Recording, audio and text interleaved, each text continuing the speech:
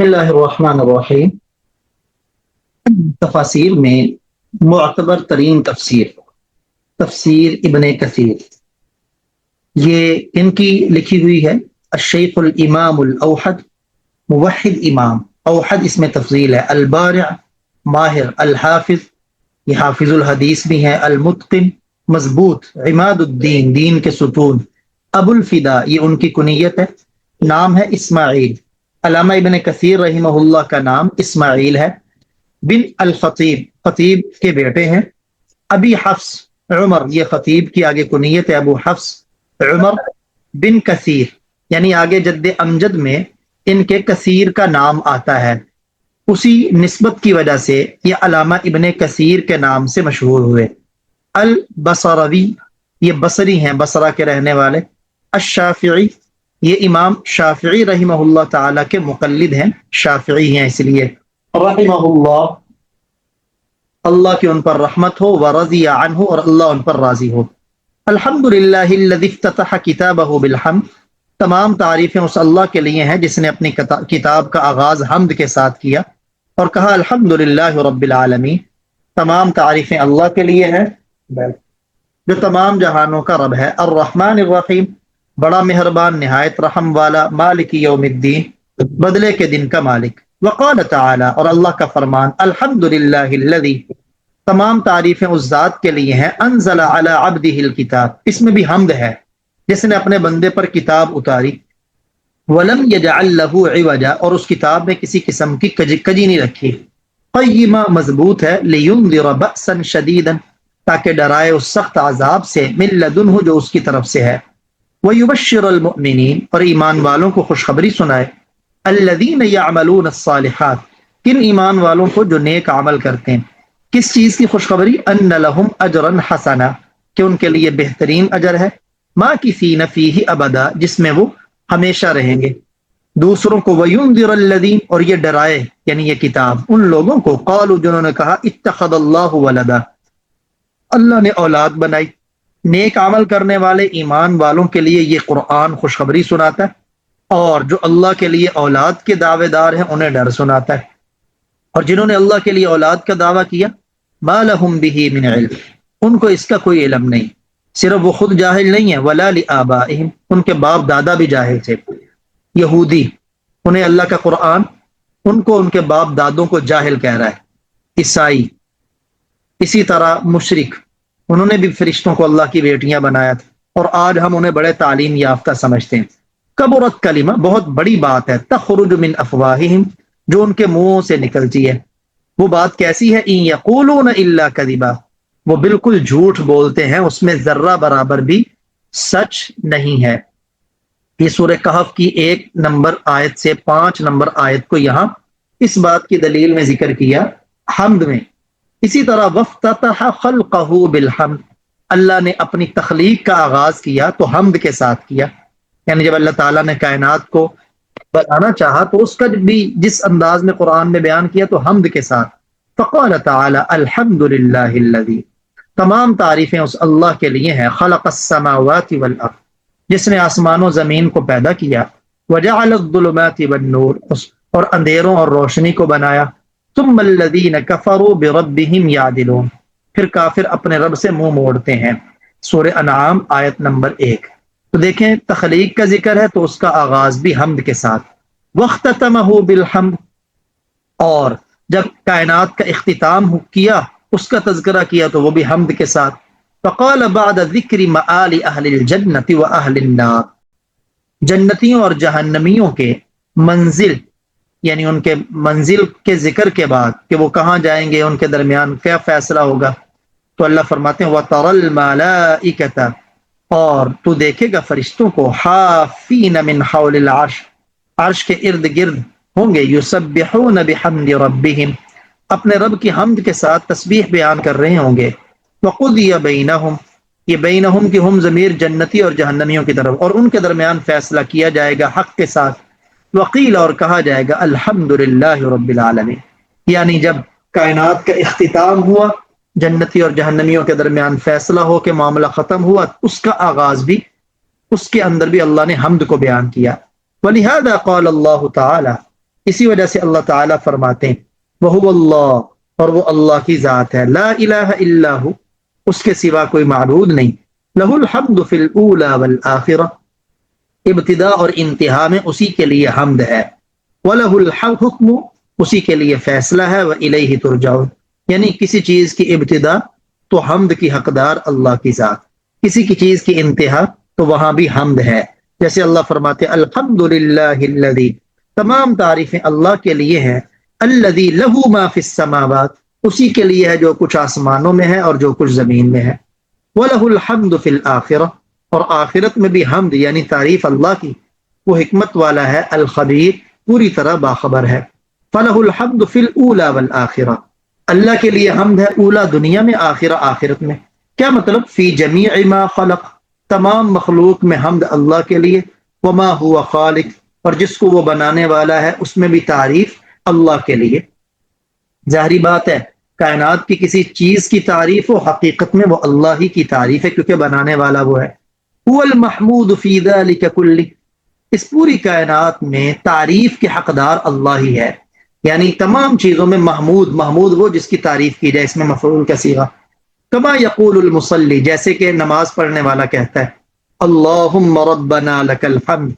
اب اس ربنا لک الحمد ہم ساتھ یہ کہتے ہیں نا صرف ربنا لک الحمد،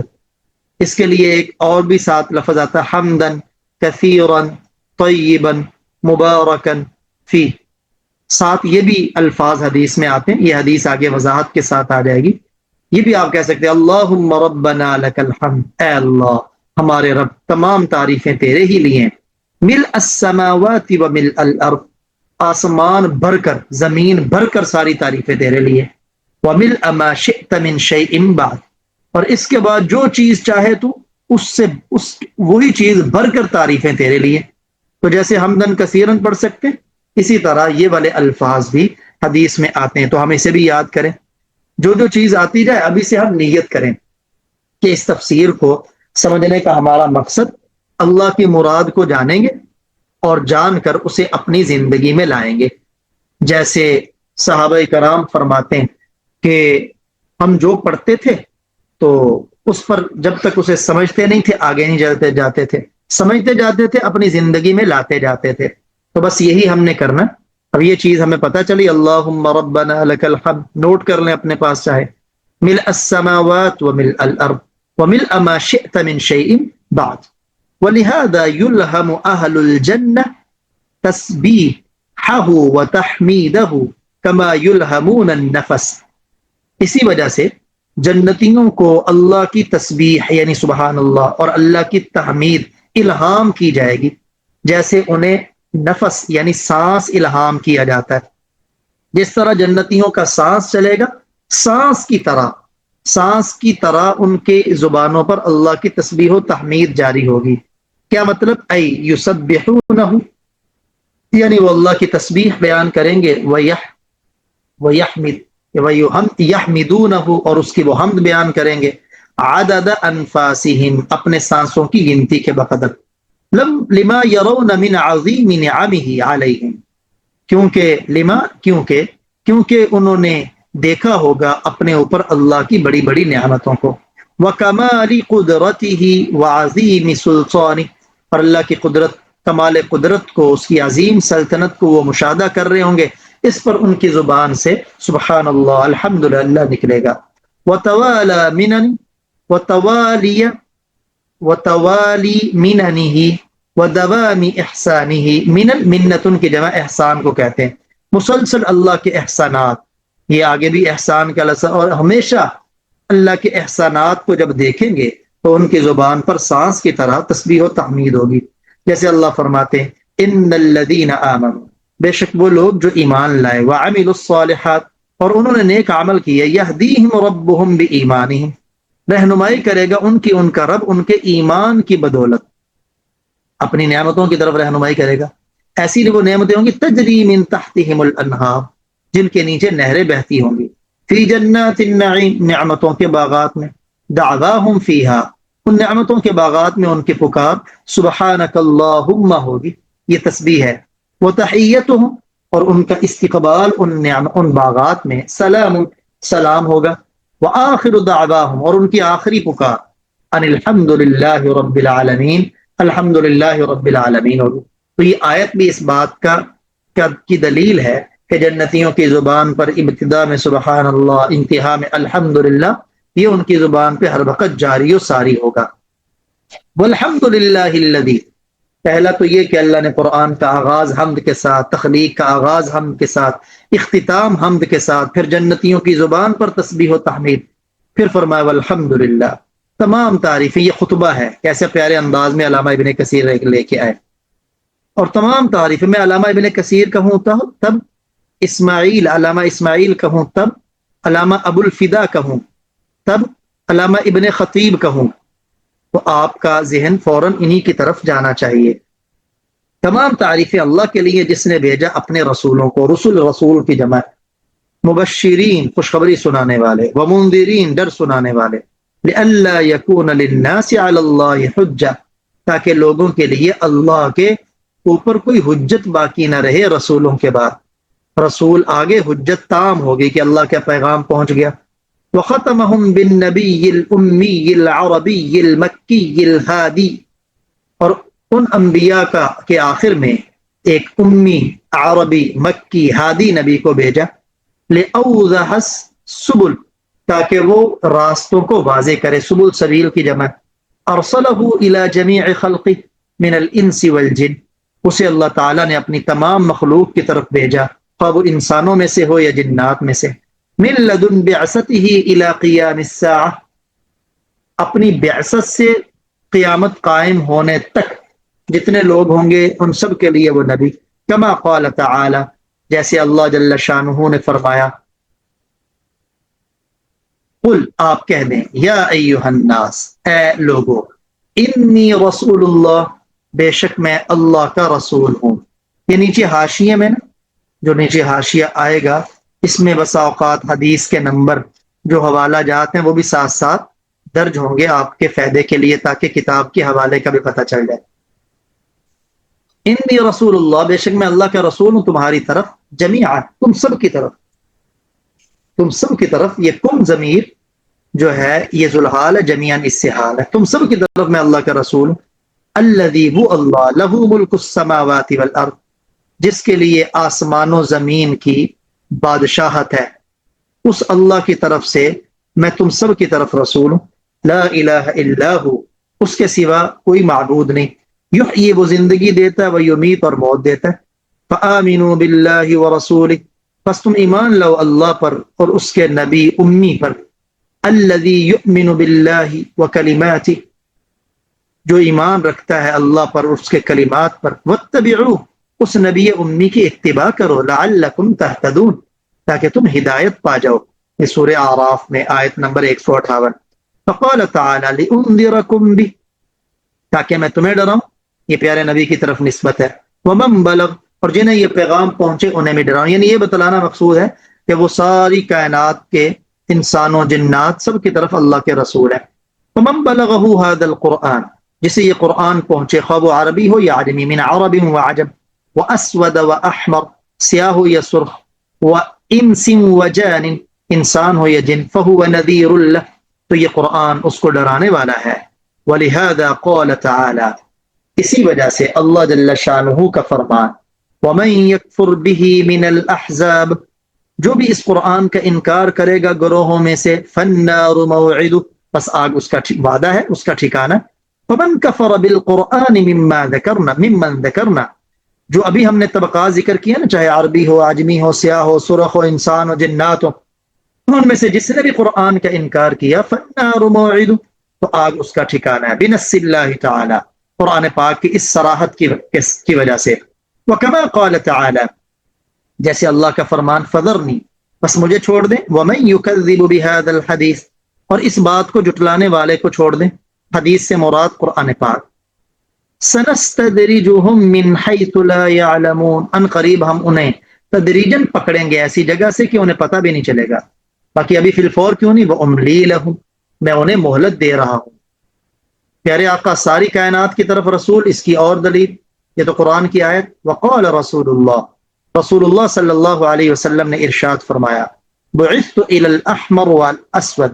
یہاں احمری اسودی پڑھیں گے، مجھے احمر اور اسود کی طرف بھیجا گیا۔ پیچھے آپ کہیں گے جی وہاں بھی من تھا، وہاں زبر کیوں پڑی؟ غیر منصرف ہے، وزن فعل اور وصف ہے اس میں، لیکن یہاں اس پر الف لام آ گیا، تو جب غیر منصرف پر الف لام آتا ہے، اب اس سے کیا مراد ہے جو آپ نے فرمایا مجھے سرخ اور سیاہ کی طرف بھیجا گیا نبی بنا کے؟ قال مجاہد، امام مجاہد یہ تفسیر کے امام ہے، عبداللہ ابن عباس رضی اللہ تعالیٰ عنہما کے شاگرد ہیں، ابھی آگے اس کی وضاحت آتی۔ وہ کہتے ہیں الاحمر اسود سے مراد ہے انسان و جنات، فہو صلوات اللہ وسلامہ علیہ، اللہ کی ان پر رحمتیں ہوں سلامتی ہوں، رسول اللہ الی جمیع الثقلین، ثقلین دو بوجھ مراد انسان اور جن، وہ تمام جنوں اور انسانوں کی طرف رسول ہیں، مبلغا لہم عن اللہ ما اوحاہ الیہ من هذا الکتاب، مبلغا انہیں پہنچانے والے ہیں، عن اللہ اللہ کی طرف سے، ما اوحاہ الیہ جو اللہ نے ان کی طرف وحی بھیجی، من هذا الکتاب العزیز اس کتاب عزیز سے، الذی لا یأتیہ الباطل وہ کتاب جس کے پاس باطل نہیں آتا، من بین یدی نہ آگے سے، ولا من خلف نہ پیچھے سے، تنزیل من حکیم حمید وہ حکمت والی تعریفوں والی ذات کی طرف سے نازل کردہ ہے، اس کی طرف سے نازل ہوا ہے۔ وقد اعلمہم فیہ عن اللہ تعالی اس نبی نے ان کو بتایا، فیہ عن اللہ اس میں اللہ کی طرف سے، انہ ندبہم الی تفہمی کہ ان کے اوپر مستحب ہے اس کا سمجھنا، ان کے اوپر ضروری ہے، ان کے لیے بہتر ہے اس قرآن کا سمجھنا۔ فقال تعالی افلا يتدبرون القرآن وہ قرآن میں غور کیوں نہیں کرتے؟ ولو كان من عند غیر اللہ اگر قرآن غیر اللہ کی طرف سے ہوتا، لوجدوا فیہ اختلافا کثیرا تو وہ اس میں بہت زیادہ اختلاف پاتے، حالانکہ قرآن میں کوئی اختلاف نہیں، یہ بھی دلیل ہے کہ یہ اللہ کا کلام ہے۔ وقال تعالی کتاب یہ کتاب ہے، انزلناہ الیک جسے ہم نے آپ کی طرف نازل کیا ہے، مبارک برکت والی، کیوں نازل کیا؟ لیدبروا آیاتی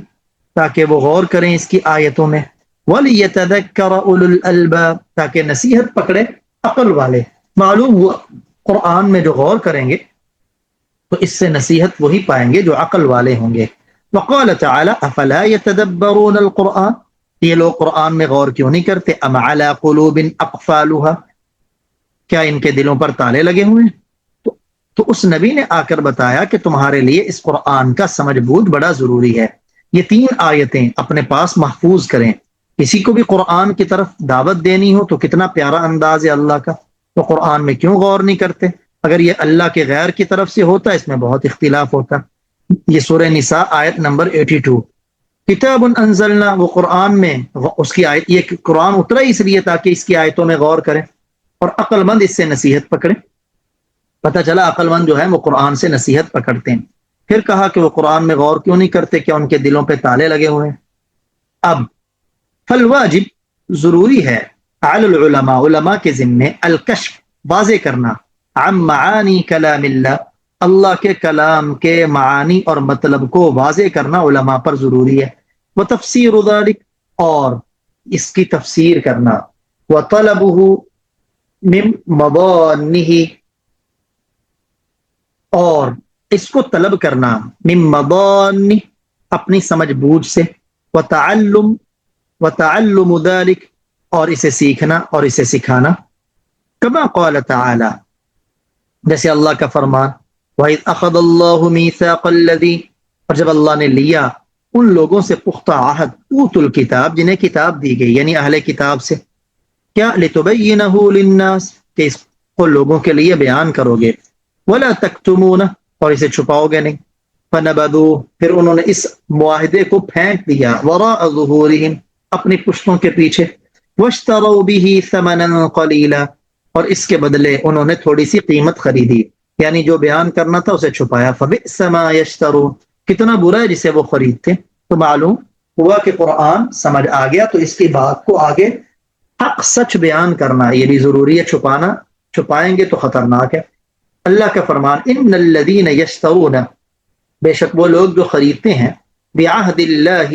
اللہ کے اس عہد کے بدلے، وایمانہم اور اپنی قسموں کے بدلے، ثمنا قلیلا تھوڑی سی قیمت، اولئک لا یعنی دنیا تھوڑی سی قیمت سے یہ مراد کہ تھوڑے پیسے لو تو غلط ہے، زیادہ لو تو ٹھیک، ساری کائنات ہی اللہ کے ہاں مچھر کے پر کے برابر بھی اس کی ویلیو نہیں، یہ ساری تھوڑی ہے۔ یہی لوگ ہیں لا خلاق لهم فی الآخرہ، ان کا آخرت میں کوئی حصہ نہیں ہوگا۔ ولا یکلمهم اللہ، نہ ان سے اللہ کوئی بات کرے گا۔ ولا ينظر الیہم، اور نہ اللہ ان کی طرف دیکھے گا یوم القیامہ، قیامت کے دن۔ ولا یزکیہم، اور نہ انہیں اللہ پاک کرے گا، کیونکہ جنت میں جو جائے گا تو اپنی کمی کوتاہیوں سے پاک ہو کے جائے گا، پاک نہیں ہوں گے تو جنت میں نہیں جائیں گے۔ وَلَهُمْ عَذَابٌ علیم، اور ان کے لیے دردناک عذاب ہے۔ قد فضم اللہ تعالی، اب اللہ تعالیٰ نے مذمت بیان کی ہے اہل الکتاب قبلنا، ہم سے پہلے اہل کتاب کی، کیوں؟ بِإِعْرَاضِهِمْ عَنْ كِتَابِ اللَّهِ إِلَيْهِمْ، اس کتاب سے منہ موڑنے کی وجہ سے جو ان کی طرف اللہ کی طرف سے نازل ہوئی تھی، جب انہوں نے اس سے منہ موڑا تو اللہ نے مذمت بیان کی۔ وَإِقْبَالِهِمْ عَلَى الدُّنْيَا، کتاب کو چھوڑا دنیا کی طرف متوجہ ہوئے، اس وجہ سے مذمت۔ وَجَمْعِهَا، دنیا کو جمع کرنے میں لگ گئے۔ وَاشْتِغَالِهِمْ بِغَيْرِ مَا أُمِرُوا بِهِ، اور ان کاموں میں لگ گئے جن کا انہیں حکم نہیں دیا گیا۔ من اتباع کتاب اللہ، بس اللہ کی کتاب کو چھوڑا باقی سارے کام کیے، تو اللہ نے اس پر ان کی مذمت بیان کی۔ فعلینا ایھا المسلمون، اے مسلمانوں ہم پر ضروری ہے ان ننتہی عما ذمہم اللہ تعالی بھی، ہم ان کاموں سے رک جائیں، باز آ جائیں جس پر اللہ نے اہل کتاب کی مذمت بیان کی۔ وان نأتمر بما امرنا به، اور ہم بجا لائیں ان چیزوں کو جن کا ہمیں حکم دیا گیا۔ وہ کیا چیزیں ہیں؟ من تعلم کتاب اللہ، اللہ کی کتاب کو سیکھیں، المنزل یا منزل الینا، جو ہماری طرف نازل ہوئی، وتعلیمہ، اور اس کتاب کو سکھائیں، وتفہمہ، اور اس کتاب کو سمجھیں، وتفہیمہ، اور اس کتاب کو سمجھائیں۔ اس کا اللہ نے ہمیں حکم دیا۔ چنانچہ قال اللہ تعالی، اللہ تعالیٰ فرماتے ہیں، بڑا پیارا انداز ہے کسی کو قرآن کی دعوت دینے کا، سبحان اللہ۔ الم یأن للذین آمنوا، کیا ابھی تک وقت نہیں آیا ایمان والوں کے لیے، ان تخشع قلوبہم، کہ جھک جائیں ان کے دل، لذکر اللہ، اللہ کے ذکر کے لیے، یہ ذکر سے مراد قرآن، وما نزل من الحق، اور جو حق نازل ہوا ہے اس کے سامنے ان کے دل جھک جائیں، ولا یکونوا کالذین، اور ایمان والے نہ ہو جائیں ان لوگوں کی طرح، اوتوا الکتاب من قبل،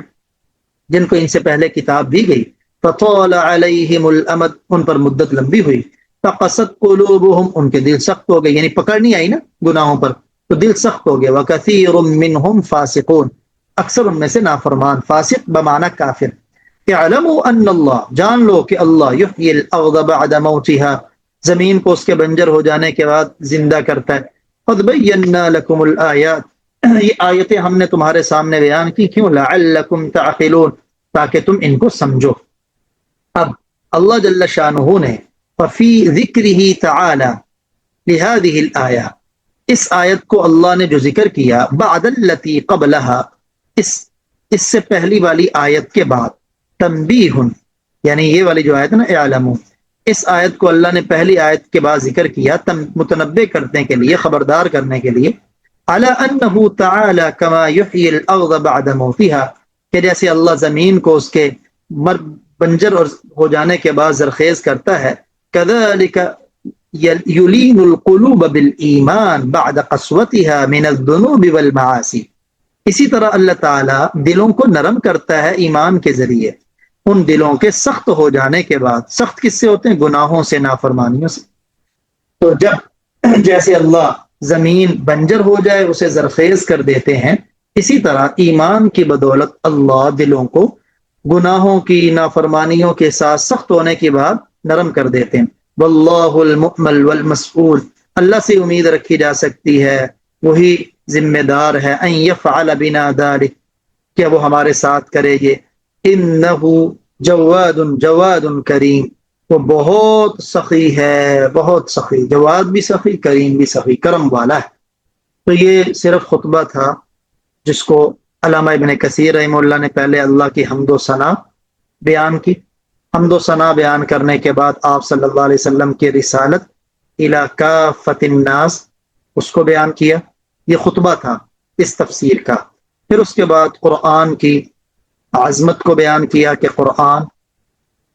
کی کتنا عظیم ہے، اس کا فہم، سمجھنا، سمجھانا۔ پھر جنہوں نے قرآن سے منہ موڑا تو ان کو مثال دے کے سمجھایا پہلے لوگوں کی کہ جنہوں نے اپنی کتابوں سے اعراض کیا، تو ان کی مذمت جیسے اللہ نے قرآن میں بیان کی، تم بھی کرو گے تو تم بھی اسی طرح مذموم ہو۔ اور پھر قرآن کی طرف آنے پر تدبر اور غور و فکر کرنے کی ترغیب اللہ جل شانہ نے دی۔ اور آخر میں علامہ ابن کثیر رحمہ اللہ تعالی نے دعا مانگی کہ اللہ تعالی ہمیں اپنے مقبول بندوں میں شامل کر دے اور ہم پر اپنا کرم فرمائے، وہ بڑا سخی ہے، بڑا کرم والا ہے، اللہ دعا کو قبول فرمائے۔ اب اگلے سبق میں اسی پر ہم آج کے سبق کا اختتام کرتے ہیں۔ اگلے سبق میں ایک سوال ہے کہ سب سے بہترین تفسیر کا طریقہ کیا ہے؟ اس کے اندر بڑی عمدہ بحث کی ہے علامہ ابن کثیر رحمہ اللہ تعالی نے، یہ انشاءاللہ کل کے سبق میں ہم سمجھیں گے۔